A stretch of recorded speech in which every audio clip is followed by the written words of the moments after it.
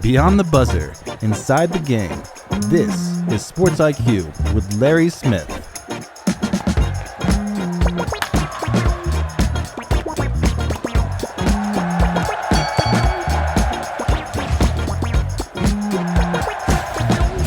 And the Sports IQ is on the air. Glad you're here with us. Larry Smith, producer Tony Cordero, our editor Josh Ewing. Get everyone out in front, as we say so many times. 3 states, 1 love, baby. Another great show today. We have got our friend Andrew Monaco joining us again.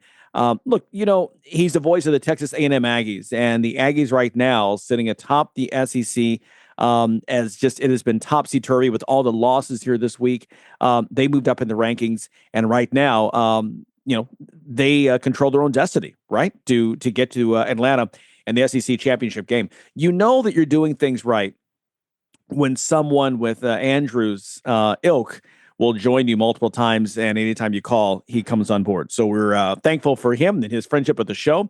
We'll talk with him as the Aggies get ready for their big matchup down in Baton Rouge, taking on LSU. We can't wait for that. Lots to talk about. NBA is starting up. We'll get that started as well. Let's get to some headlines and a lot of stories to talk about. I'm going to get a little bit later into a bit of World Series chatter, and there's a story that I'm going to tell. I'm debating how I'm going to tell it because I'm going to leave some names out of it because I don't have permission to tell the story, but it's a really, really, really funny story.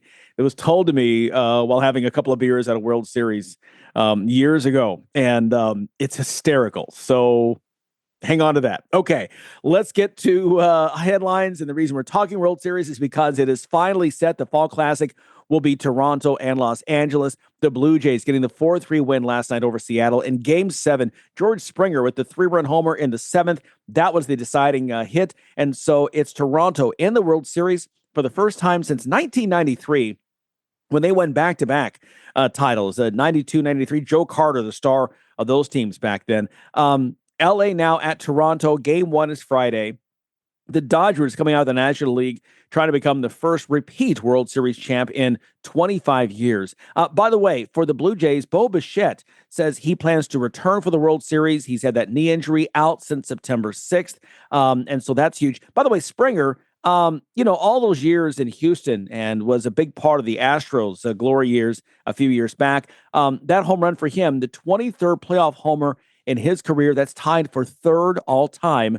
ALCS MVP, by the way, was Vlad Guerrero Jr. So what a series there. Hats off to Seattle. The Mariners, first Game 7, they had never been to a World Series, and they still have to wait for that. The only team that has not made it to the Fall Classic. But what a year there. Cal Raleigh and the season he had, 60 home runs, most ever by a catcher, most ever by a switch hitter. Exciting baseball being played this year in Seattle. They bow out in Game 7. Tough loss. Toronto and LA. We can't wait for that. Again, Game 1 Friday. NFL last night, Detroit beating Tampa Bay 24-9. Jahmyr Gibbs with 218 yards and 2 touchdowns. Detroit now an NFL best 51-game streak without losing consecutive games. Detroit. That's what kind of job that Dan Campbell has done with the Lions. Pretty impressive. Tough loss for the Bucs as they fall to 5-2. Mike Evans, by the way, suffering a broken collarbone and a concussion. He is out several weeks. Not expected to be back until really kind of like late December. It's a tough loss for him. So, but again, both teams are now 5-2. Game 2 last night, doubleheader. Seattle over the Texans. In this one, Jackson Smith in Jigba with 123 receiving yards. That's his 5th 100-yard game this season. That is tops in the NFL. Nice win there by the Seahawks. They go to 5-2. Seattle now tied with the Rams and the 49ers in the NFC West. So this week is done. We begin play with next week's games. Minnesota is at the Chargers on Thursday night. We mentioned yesterday Doug Martin, the former all-pro running back for the Tampa Bay Buccaneers, who died this weekend at the age of 36. We now have a little more detail on this. It appears, reports are that he died in custody after he was involved in a home break-in in Oakland. As I mentioned, I got a call on this from a friend, a former NFL player, former college All-American, who was just very distraught because they had spent some time together. So again, we kind of learned a little bit more about Doug Martin. We'll continue to work on this as well. I'll be speaking with that friend I mentioned a bit later on today. And so when I can bring you more details on that, I will do so. Some other NFL news for you here today. 37-year-old Eagles defensive end Brandon Graham is coming out of retirement to rejoin Philly and play in his 16th season. This coming after Zadarius Smith retired suddenly last week. He led the team with 1.5 sacks. Of course, Nolan Smith Jr. and Ogbo Okoronkwo both already out with a triceps injury. Graham, by the way, has the record most games played as an Eagle, 206. He also is third all-time in franchise history in sacks, 76.5, 2020 Pro Bowler, and so he will be rejoining the Eagles. He says, hey, look, I just want to add some value to what they're doing. So the Eagles look forward to bringing him back this weekend. The NBA returning tonight. It's on NBC for the first time since 2002. And are you tired of hearing Roundball Rock just yet? My goodness. People are humming it everywhere because NBC is playing it like it's going out of style. But, and it's funny, for you younger sports fans who may not realize, John Tesh, of course, you probably now know, is the composer who did that. He was more widely known back in the 90s as the host of Entertainment Tonight. And then later revealed, oh, yeah, by the way, he's a musician. He did this as well. So iconic song that was the theme music for the NBA back in the heyday, Michael Jordan and the Bulls dynasty, the Spurs and won. The Lakers were finishing their three-peat in 2002 when NBC lost the contract over to ABC, and now they are back. So 2 games tonight. It is Houston and Oklahoma City. Kevin Durant returning to OKC. He began his career with the Seattle Supersonics and then became the Oklahoma City Thunder when they moved, and he will get a chance to watch them raise their banner, the first since they moved from Seattle. Of course, they won one back in 79. That's game 1. The Thunder, by the way, again, unbelievable just how they brought everybody back. They're the overwhelming favorite to repeat. Game 2, by the way, is Golden State at the Lakers. No LeBron in that one. He's out for the first several weeks, as we've talked about before. ESPN Bet has placed the odds of a repeat for the Thunder at 2-1. It's their best since the Warriors several years ago, back in the teens. They also report, ESPN says, Oklahoma City, according to ESPN Bet, they were underdogs in only 3 games all of last season. How crazy is that?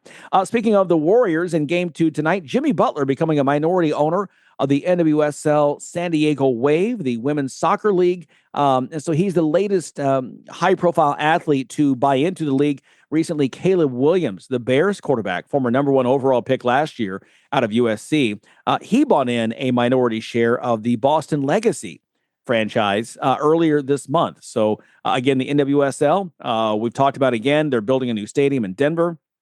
Huge investment. Women's sports is in, and we love it. We're here for it. Let's turn a little golf now for you. Jack Nicklaus winning a $50 million defamation lawsuit. He sued Nicklaus Companies, the company he started named after him, but it's now owned by somebody else. He alleged that they told the media he considered a $750 million deal to become the face of Live Golf. The jury ruled that that did defame the 18-time major winner's reputation. And so Nicklaus has a lot of money already, and now he has some more. The legendary golfer, he says that's not true. He helped grow the PGA Tour and, was not going to be doing anything with Live. So there you go, $50 million. Nicklaus Companies writing a check to Jack Nicklaus for $50 million.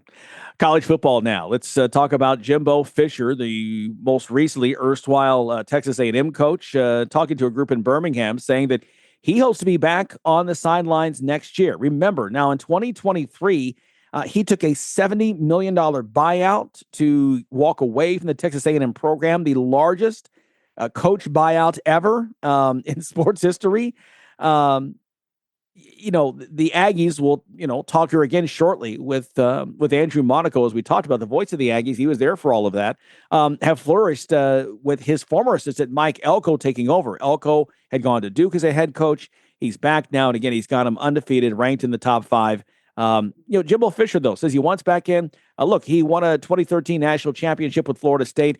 The Seminoles job may come open. We talked about yesterday that, the AD and athletic department brass saying they're going to evaluate Mike Norvell and make a decision at the end of the season. They won't be doing any kind of in-season move the way we've seen so many teams do already. But look, We already know there will be a plethora of jobs open. That stands right now in October. As we've talked about, Penn State, Florida, UCLA, Virginia Tech, Colorado State is a job. It looks like that Wisconsin's going to come open, maybe Florida State. And there's so many more. UAB, there are lots of jobs. It's going to be crazy, and Jimbo Fisher making it known he plans to be in the mix for all of that. College basketball is coming up. We've got a huge game coming up on Friday, a huge exhibition, I should say, in Lexington. Number 1 Purdue is at number 9 Kentucky in an exhibition at Rupp Arena in downtown Lexington Friday night.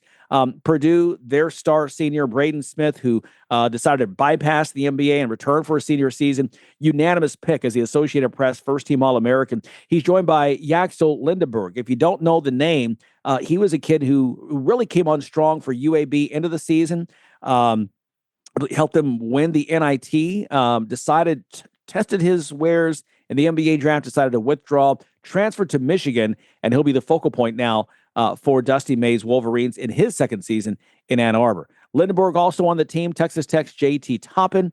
A.J. Debancev, you have not heard, star freshman for BYU, and the word is reportedly got a $5 million NIL deal to join the Cougars. They are printing money in Salt Lake City. But Debancev making first-team preseason All-American. And finally, rounding it out, Alex Condon from defending champion Florida.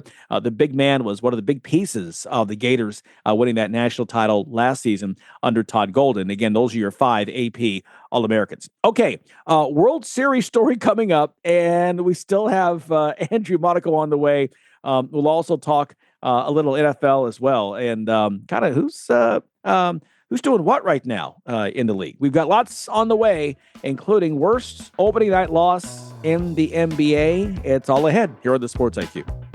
Are you tired of your website making your business look bad? Is your current web developer dropping the ball? Let's face it, if your website isn't making you money, it's broken. Let Neon Rain create a website that turns your visitors into customers. Neon Rain has worked with hundreds of businesses across North America, building custom websites and applications with modern designs that are easy to update and work well on mobile devices. They can do it for you too. What sets Neon Rain apart? They actually deliver on their promises. Call today for a free consultation. 303-957-3092. That's Neon Rain at 303-957-3092. Or visit them at neonrain.com.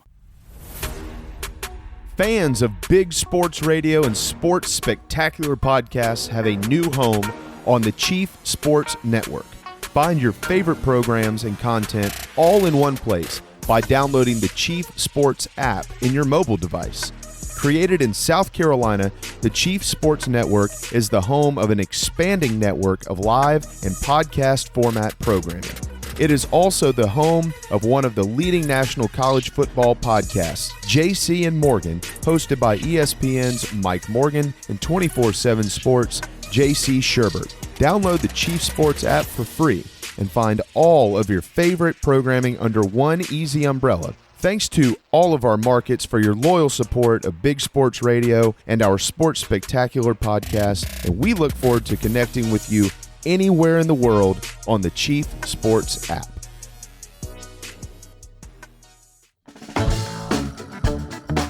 You're listening to Sports IQ with Larry Smith. Welcome back here to Sports IQ. As we were talking earlier about the World Series. It's here, 121st World Series. LA Dodgers are there for the 23rd time. Toronto there for the third time. And they won it back-to-back years in 92 and 93. And I remember that second one because that was the Fall Classic. Personally, I had just agreed to a contract to go join the CNN sports team. And so that was a really big deal for me. It was a cool week. Remember the late Tim Rosafort, who a longtime renowned golf writer who also at the time was writing for the Palm Beach Post. He moonlighted and wrote a media column as well, sports media column every Friday. And he commented and said, "Man, your shows this week have been really good." I said, "Well, here's why." He did a story on me going to CNN from West Palm Beach. It was kind of a cool thing. By the way, Toronto and the Marlins, Miami Marlins, they were the Florida Marlins back then. They're the only teams with multiple World Series appearances with no losses. Miami's won a couple of titles, Toronto a couple of titles, and trying to win their third. I mentioned at the top of the show that, I covered a few World Series when I was at CNN. So, I left there in 2009. So these are now old stories. I'm not going to pretend it was yesterday's. It's not.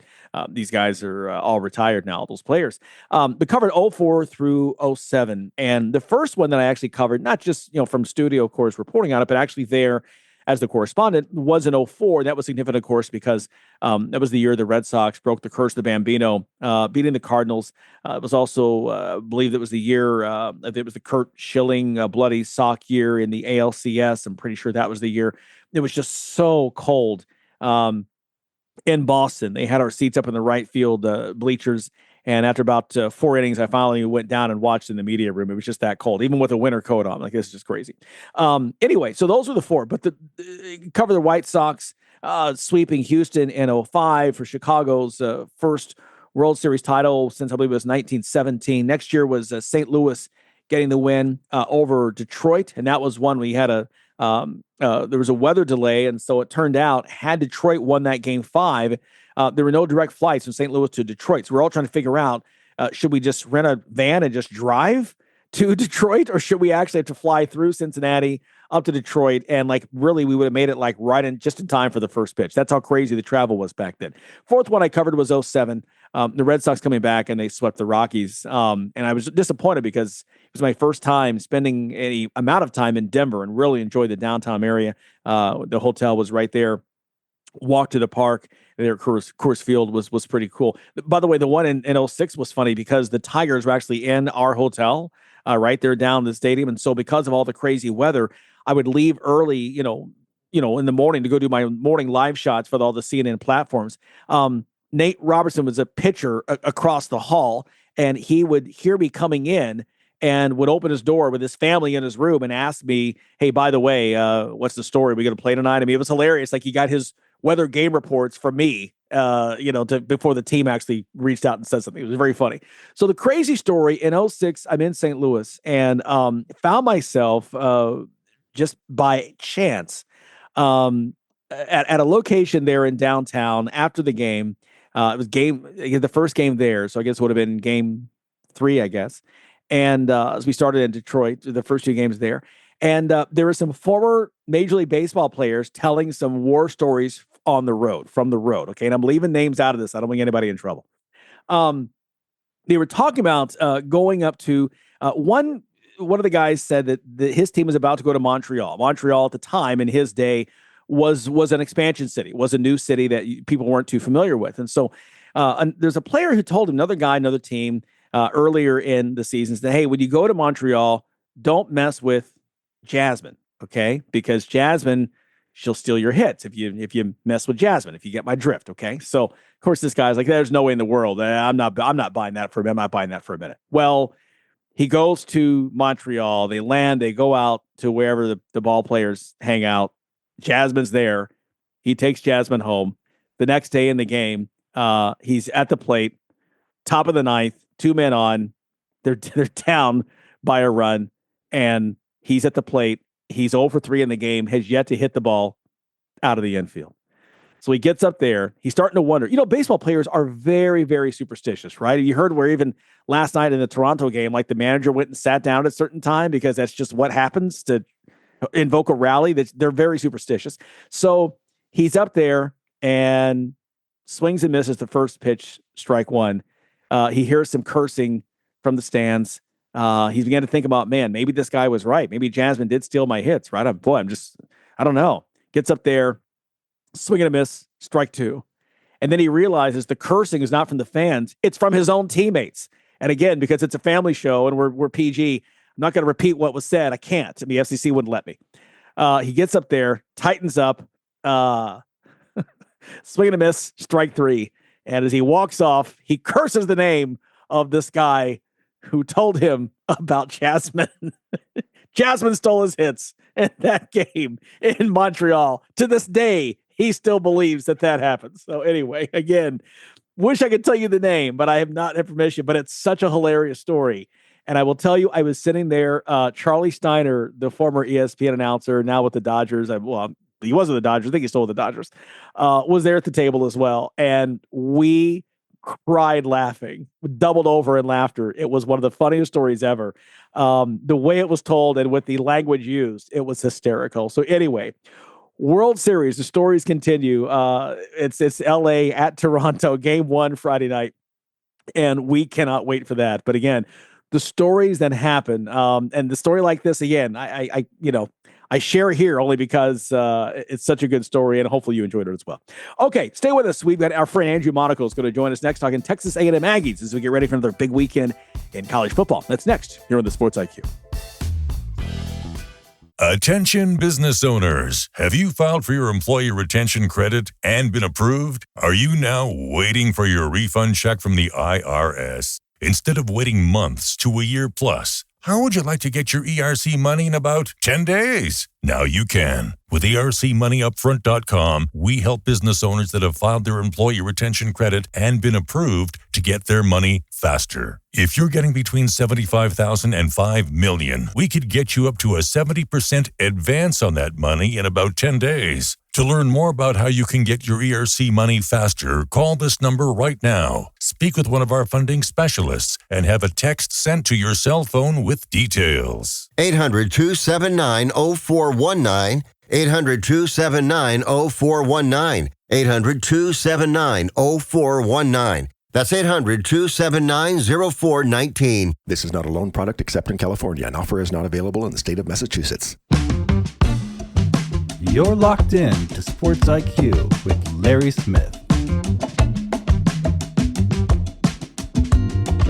Still laughing about the story there. Andrew Monaco joining us now, voice of Texas A&M Aggies, a great friend of the show. Andrew, I was saying earlier, we appreciate you taking time with us when we call. And of course, there's a lot to talk about right now. I was just sharing, you came in, I know you came online there at the end of that. I was sharing a story, and you get this too. When you've done this as long as we have, you run into people, they share stories with you, and when you start to look back, you go, that was hilarious.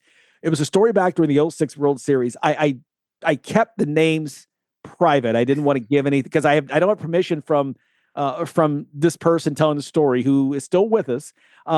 Back when Montreal was an expansion team, and another player told him that don't mess with this woman up there because she'll steal your hits. And he gets up there and goes 0 for 4 in a game, strikes out on 3 pitches in the 9th with 2 men on base. And even his teammates were cursing him out. So anyway, that's what you walked in on. There's nothing like baseball superstition. Yeah. Or the ancillary. All I'm going to say is do not go to Urban Dictionary and look up slump buster. That's all I'm going to say. That's right. That's a clean way to say it, my friend. Absolutely. Want to get into the Aggies and this past weekend, and looking forward to LSU, of course. But we mentioned at the top of the show in our headlines that former A&M coach Jimbo Fisher mentioned this week in a conversation he had with the group in Birmingham that he plans to be back on the sidelines in 2026. You and I were joking a moment ago that if somebody gave me $70 million to not coach, I would never coach again. I might volunteer at the local youth league or something to just help out, but otherwise I'm playing golf. Yeah, he's a head football coach is what he is. And with his son kicking at Samford, he's obviously going to follow, but from the stands, him working with the ACC and being on TV. And it had to be something because he was honored at Florida State when they had that game and revered there. He's going into the Orange Bowl Hall of Fame, as he should. He just loves to coach. The running joke throughout this entire season with all these coaching changes and firings was the biggest winner is Jimmy Sexton. Well, guess who represents Jimbo Fisher is Jimmy Sexton. Look,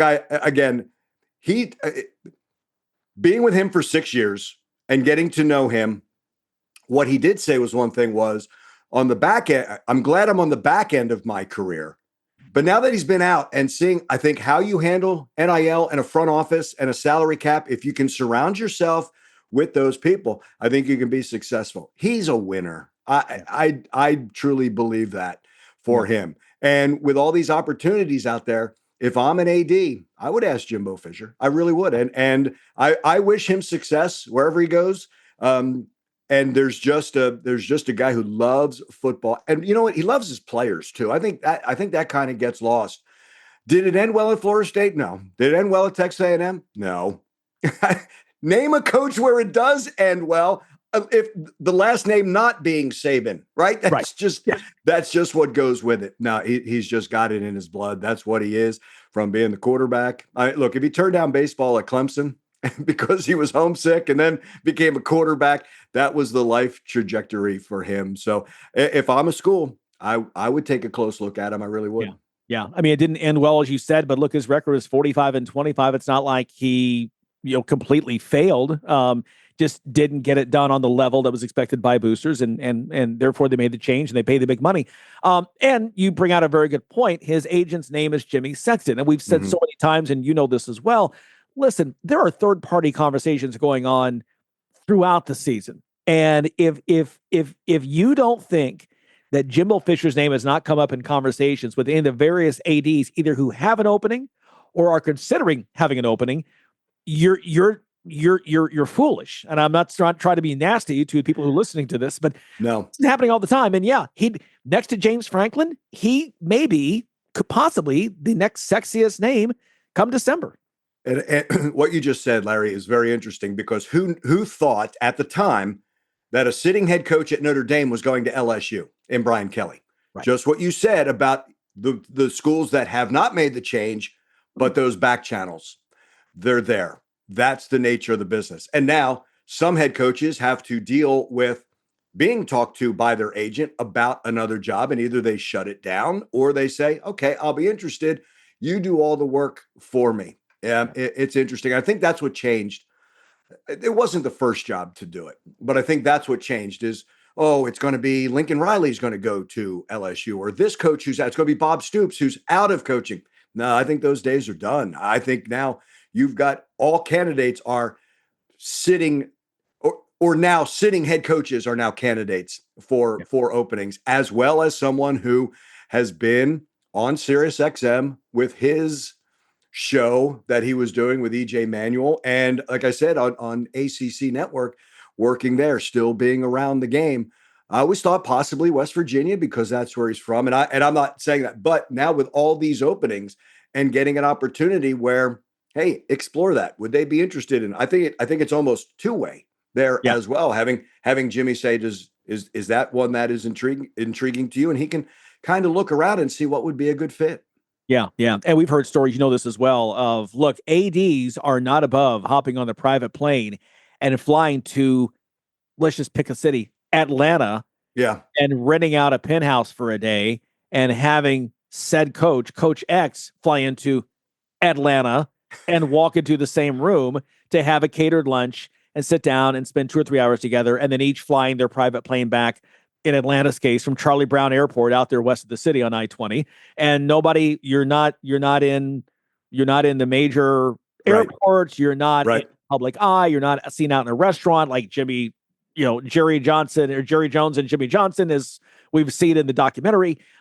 These things happen, and you could be gone for a few hours. And nobody knows where you are. Oh, I'm just on a recruiting trip. Oh yeah, I just had a business trip. I got a meeting. Nobody knows. So yeah, who knows? He might have come from a meeting in Birmingham that morning at breakfast with somebody. It's a good point. That's a good point. As opposed to private plane in Starkville, Oxford. Right. Right. It's exactly right. And that happens an awful. It's also going to happen with some of the assistant coaches as well. Some of the hot coordinators for there. Yeah. And that's not a 2025 thing. No, that has happened. In the past. I think it's just higher profile. And in an ancillary point, because of lack of patience, it seems to be happening more this season. Yeah. I will tell you what, even with the Notre Dame hiring George O'Leary back in the day, which he, of course, did not go well for Notre Dame. There was a story later, and I mentioned Charlie Brown because that literally was the small regional airport where Notre Dame officials flew in to meet O'Leary, and just literally a motel right there, not a downtown, sky rise with, that's 40 stories, a 2-story motel right there by the airport. They sat down with him in a room and had a conversation, the local Holiday Inn Express or something. So this happens. It happens all the time. But great. Get your insights on that. And we do. It sounds like he's going to be returning to coaching, and good for him. Good for college football. Let's talk Texas A&M. Listen, we were discussing here in the break. I was really impressed by A&M, and I know you were as well, to go on the road, which is always difficult. I don't care what conference you're in. It's always tough to go on the road and win when the target's on your back, and Texas A&M did that last week at Arkansas. Yeah, and my first question to your question is, Taylor Green has no more eligibility left, right? Man, might be the best quarterback we see, and that's not a shot at any of them, but a second year under Bobby Petrino running that offense, and going on the road, hadn't been there since 2013. That was the last time the Aggies were at Razorback Stadium, having playing all those games in Arlington, and they were all, for all intents and purposes, one-score games that the Aggies found a way to win those. Well, now you go on the road. Laying in wait is Arkansas. Chance to turn around the season. Bobby Petrino is back as the interim. His first game at home coaching that team. Yeah, I don't know if trap game, because we throw trap game around the whole time. Auburn was a trap game because the Aggies beat Notre Dame. And then Mississippi State was a trap game because they just came off an overtime loss. And then Florida's a trap game because DJ Lagway's coming back to Texas. But it may have been a trap game, Larry. And that offense is one of the best offenses. It really is. You thought the defense was going to play better than that. Mike Elko is not happy with that. He lists every Monday who is our offensive lineman of the week, who's our offensive player of the week, special teamer, this and that. Earlier this year, he did not give that award to the offensive line. No one deserved it. No one on defense got an award this week. What they got was a meeting with Mike Elko on Monday before their practice. But offensively, and that's the thing, Larry, in the course of a season, can you find a way to win a game like that? Okay, we trust the offense this time. Now, that was a little bit like Notre Dame. Can we trust the offense for that final drive in South Bend? Can we trust the offense to outscore Arkansas last Saturday? Same way the defense snuffed Auburn, snuffed teams late in the fourth quarter and wins over Mississippi State and Florida. That's what it is. And it's not the exact definition of complimentary football, but we've got you this week, says the offense. They're not at odds, okay? We've got you. Offensive line, outstanding again. Marcel does not get sacked again. And it may have been Marcel Reed's most complete game. The decisions were there. And then to not have Le'Veon Moss and to see what that running back room did, again, it's the five guys up front that I think are starting to set the tone for Texas A&M offensively. And if Marcel's touchdown run is not called back, we're talking about an A&M squad that scores 52 on the road at Arkansas. Those are the good things. There were some bad things, not trying to sugarcoat that, but you come away with a win. And this year for Texas A&M in one-score games, they're 3-0. They have not won those games in the past. They're winning those games this season. Now, as you know, calendar resets, clock resets, do it again on Saturday against LSU. Yeah, another tough place to play, too, in Death Valley down there in Baton Rouge. LSU coming off the tough loss on the road at Vanderbilt. Listen, Vanderbilt's playing great football right now. Take nothing away from them. But LSU right now, you can't afford another loss. Already you're on the precipice of not being considered. In November, you've got to run the table here. But A&M now ranked third in the country, 7-0. You have such a rabid fan base down there anyway. I can only imagine.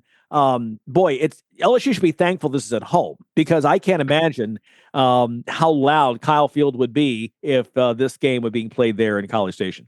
Yeah, and because coming into the SEC, this was the new rivalry. It had a chance to grow, and you had a 7 overtime game followed by one of the greatest college football teams ever in LSU just running roughshod. The Aggies felt that in Baton Rouge.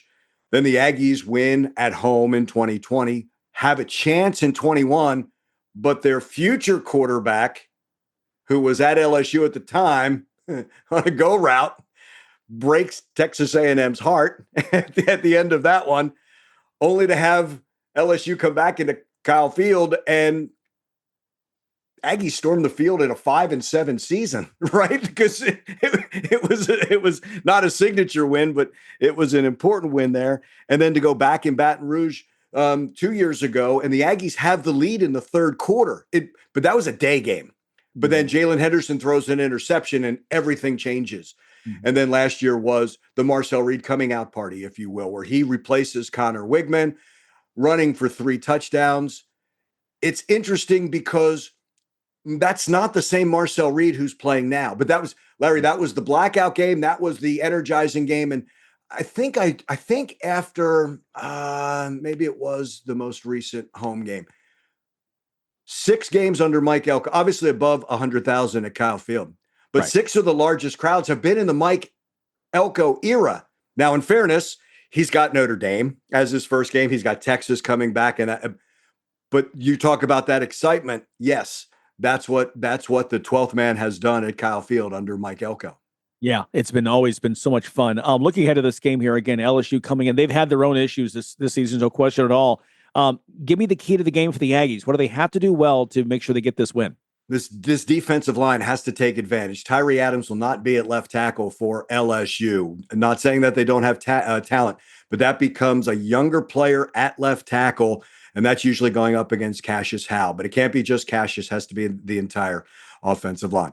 Mike Elko thinks this is quite possibly the best defense that Texas A&M is going to face. Can you continue to have that offensive line?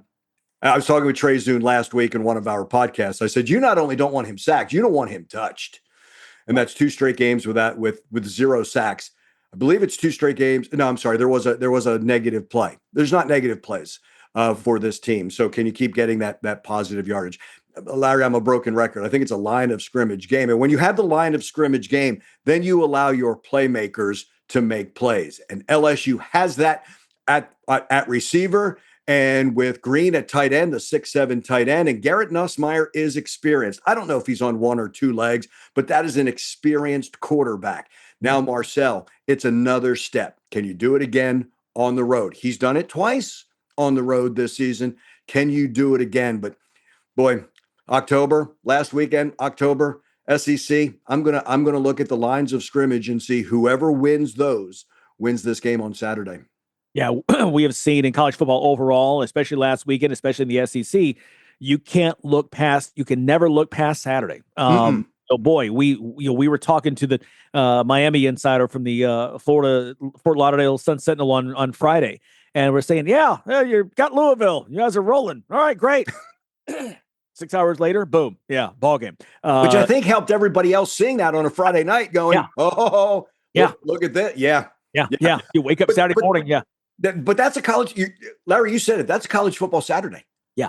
And can you win the game when you're not playing your best? Right. The defense wasn't its best against Arkansas. The offense has it.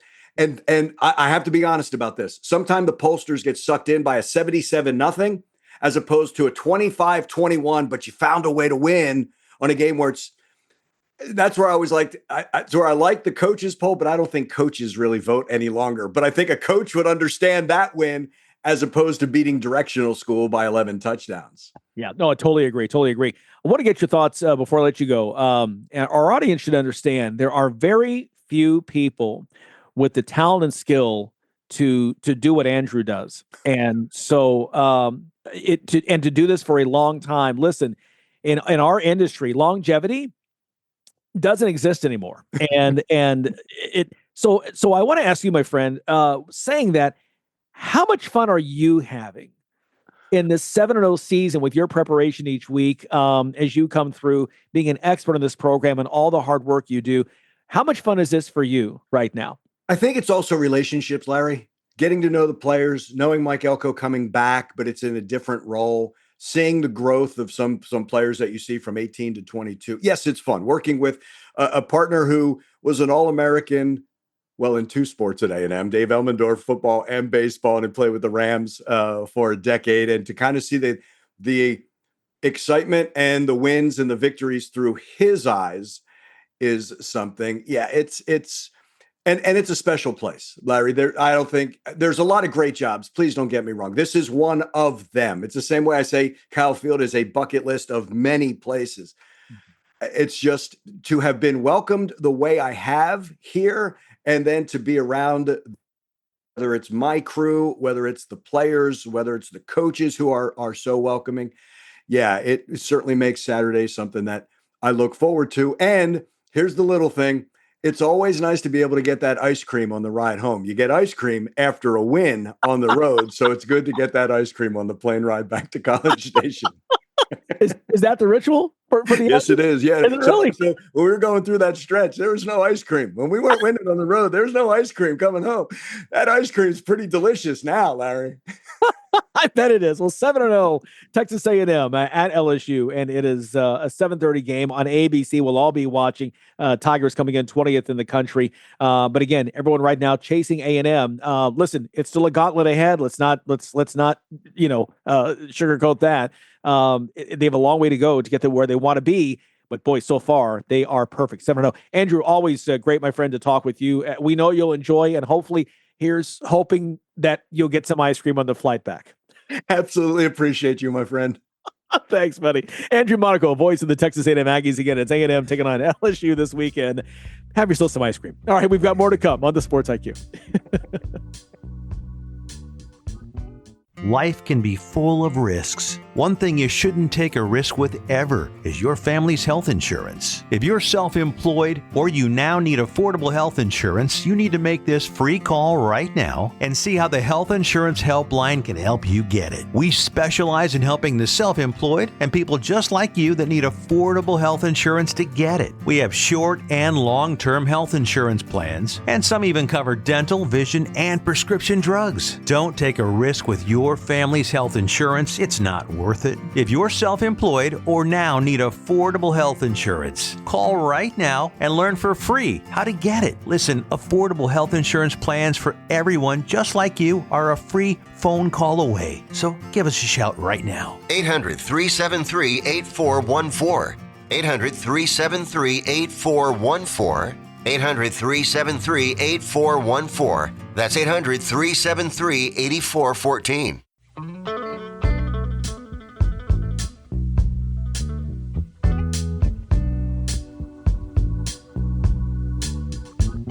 Once again, the NBA season, regular season, tipping off tonight on NBC. It's going to begin at 6:30 Eastern time. A couple of good games. We'll see OKC, the defending champs, taking on Houston, and then the Warriors and Lakers in the late game. Producer Tony, right now, I think you and I are in agreement. We've been talking about this now all month. It starts and ends with the Thunder. I mean, they came through. They're young. If they can stay healthy, they have to be the team to beat, not just because they're defending champs, but right now they're the best team out there. Yeah, I mean, they've got the three guys locked up for as long as they want to have them.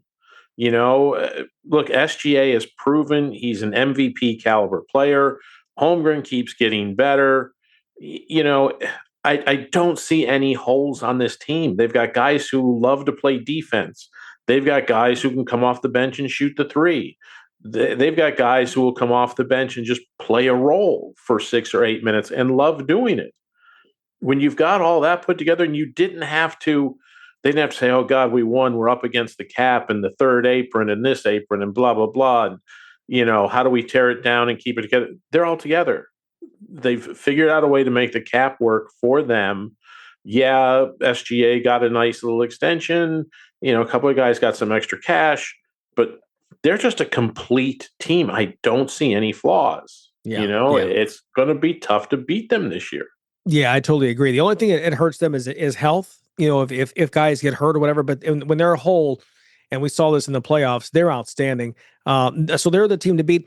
You know, in the East, we talked last week with Jasmine Wimbish of CBS Sports, of course, and she was saying, look, you know, with Boston, Indiana, both with their star players out for basically the season. I mean, we know Halliburton's done for the season. Tatum, they're holding out, but look, why try to bring them back at all? But that's another conversation. Bottom line is they're going to be most of the season without their two big stars. They would be the two best teams in the league in the conference without them, but they're not going to have them. Right. So who fills in that gap becomes the next question. So if you're Cleveland, they had a fantastic regular season last year, flamed out in the playoffs. Yeah. You know, just couldn't get it done. Did they learn anything? Did they realize what they needed as a team to get past that level? And can they work on that this year? The Knicks, they don't have Thibodeau to kick around anymore. Yeah. Can they find a way to play during the regular season and have something left in the tank come May and June to make a run. To me, those are the two teams right now that sit atop the East. Milwaukee still has Giannis, but they didn't really improve themselves, in the offseason. Philly's had all kinds of turmoil going on. Embiid wasn't healthy last year. Is he going to be healthy this year? Who knows? We won't find out until we get into the season. Do there other supporting players? Can they step up, and help Embiid if he is healthy? Philly could be that dark horse in these that nobody's really talking about right now. It just depends on how the injury front plays out. But other than that, I mean, Indiana and Boston would have been trendy picks to be going in 1-2. But without those two guys, I just don't see it. You can't afford in this day and age of the salary cap NBA to lose your best player and not expect to take at least a 3 or 4 step slide back in the standings. I just don't see how you do it. Yeah, totally agree. And I think, I'm with you. I go with New York in this. I just think they've got the pieces there. Can they come through, like you were joking, if you can't get it done this year when the East is wide open, maybe considering, I don't know, doing something else, selling the team or something. But anyway, so give me, I know who I have in mind. Who is your sleeper pick? Who is your team? Maybe it isn't getting talked about a lot that you think could slide its way into the finals and compete for a title come June. I think a whole season, and it's not much of a sleeper pick because they've been there before, but I think one last run by the Warriors is not out of the question.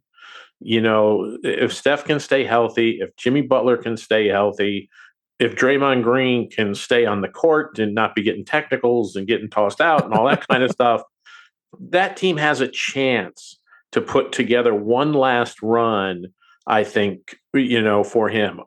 Other than that's really the one team that I'm looking for. Maybe Trae Young and the Hawks, knowing that Trae Young needs to prove something this year. Yeah. I just don't know if there's enough around him to make a difference, even in a wide open East.